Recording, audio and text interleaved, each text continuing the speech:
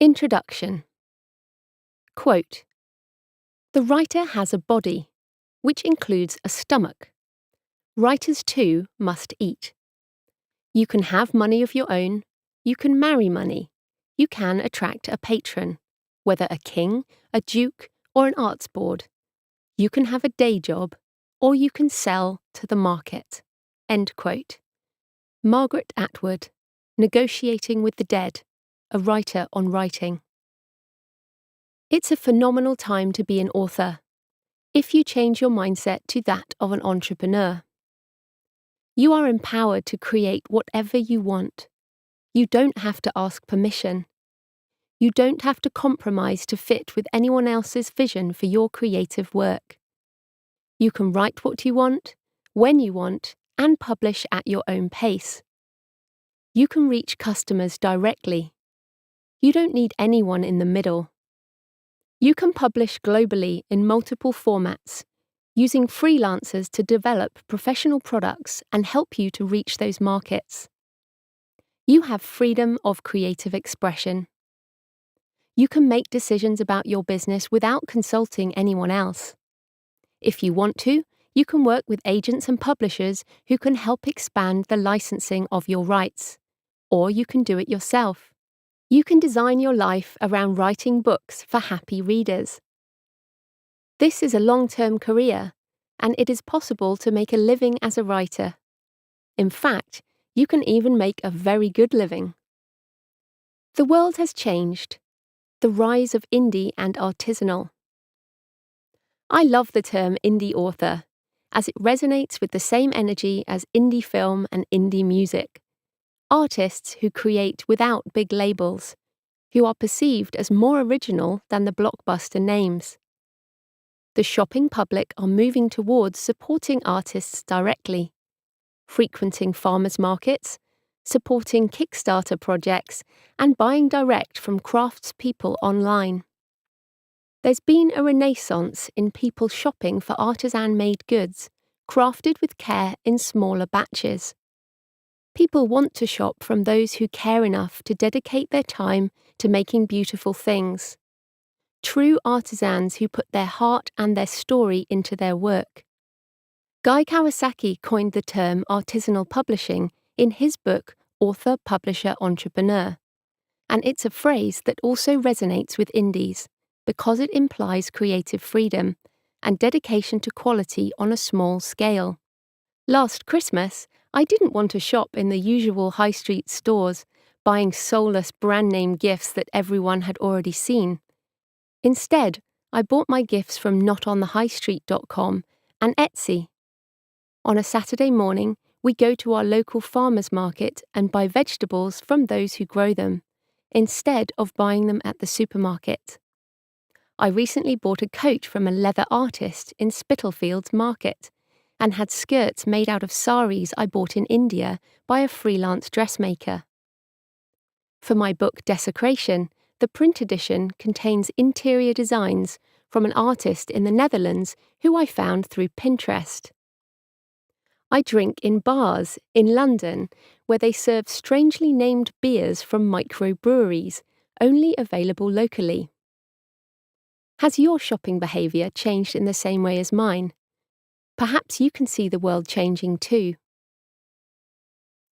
I'm an author, just like you. I'm an artist, and I'm a businesswoman. I write thrillers on the edge.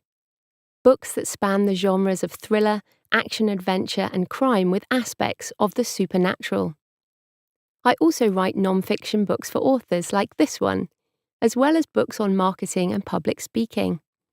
I'm an international professional speaker, and I've been a full-time author-entrepreneur since September 2011. Before that, I spent 13 years as a business consultant, implementing financial systems into large corporates as well as small companies. I've worked in production plants with robots, on remote mining sites, and in fancy head offices with modern art on the walls. I've worked in companies where millions flowed through the accounts every day, and in companies that scrutinised every penny. I've worked in companies in UK, Belgium, Finland and Holland, as well as New Zealand, Australia, and the US. The discussion of art and money is often fraught with emotion, but I care deeply about tackling this issue. I have a goddaughter who is 17 and making choices about her courses at university. She is being directed into subjects that will drive her into getting a proper job and away from creative courses like photography. I have a little cousin who won a creative writing competition at age 10, but is being encouraged to focus on other subjects because her parents and teachers believe that there's no career in creative writing, not one that pays well anyway. I want to be an example to these young people. I want to be the person who proves to them that you can earn a good living as a creative. I am also naturally ambitious, driven to succeed. I was brought up by a single mum who worked incredibly hard to put me and my brother through the best education and who always told us that we could succeed in anything we wanted to do. We all have one life and one chance to make it the best we can. Authors generally aren't educated in business, focusing purely on the creative side while tending to rely on others to do that other side of things. But business is inherently creative. By their very nature, businesses create new products, services, buildings, jobs, and wealth in the world. To be part of that creative drive can be exhilarating. In this book, I'll be taking aspects of business and applying them to the author experience in order to empower you with the knowledge that you need to thrive in this new world of opportunity. All companies have a similar framework, whatever their size, and in this book I deliberately use the language of business to demonstrate that being a professional author is no different in terms of the fundamentals. Businesses have an entrepreneurial beginning and a reason to exist and grow, covered in Part 1. Products or services that people want to buy, covered in Part 2. Employees and/or contractors to do the work in the business, and suppliers that they pay for materials, products, and services, covered in Part 3. Customers who pay money in exchange for products and services they want, as well as customer service to keep existing customers happy, covered in Part 4. A distribution network to get the products to customers and a way to sell those products, covered in Part 5. Marketing as a way to tell more people about their products and services, covered in Part 6. Financial accounting to deal with income, expenditure, cash flow, reporting, and statutory obligations like tax, covered in Part 7.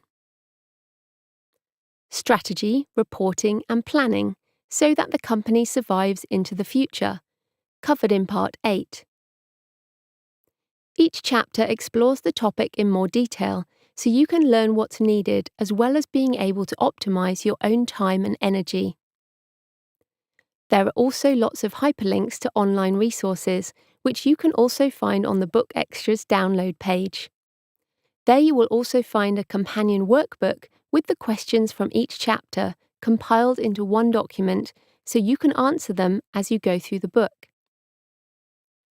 Creating things is hard work. So is running a business.